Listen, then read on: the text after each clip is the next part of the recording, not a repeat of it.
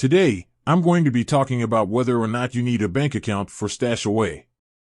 This is a question that I get asked a lot, so I thought I would do a video on it to clear things up.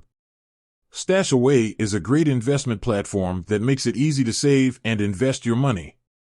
However, you may be wondering if you need a bank account in order to use it. The answer is, it depends. If you want to use StashAway's automated investing feature, you will need to link your bank account to your StashAway account. This is because StashAway will automatically withdraw money from your bank account each month and invest it for you. However, if you want to manually invest your money, you don't need a bank account. You can simply add money to your StashAway account using a credit card or debit card. Pros of using a bank account with StashAway.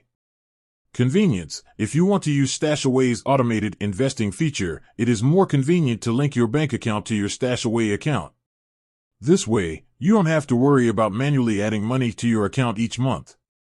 Security. Linking your bank account to your StashAway account can also add an extra layer of security to your account.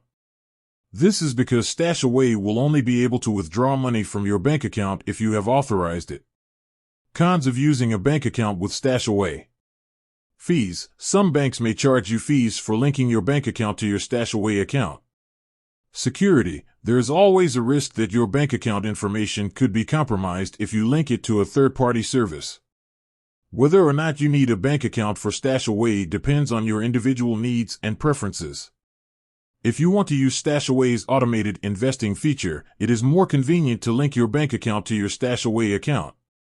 However, if you want to manually invest your money, you don't need a bank account. Ultimately, the decision of whether or not to use a bank account with StashAway is up to you. I hope this video has helped you to make an informed decision. Thanks for watching.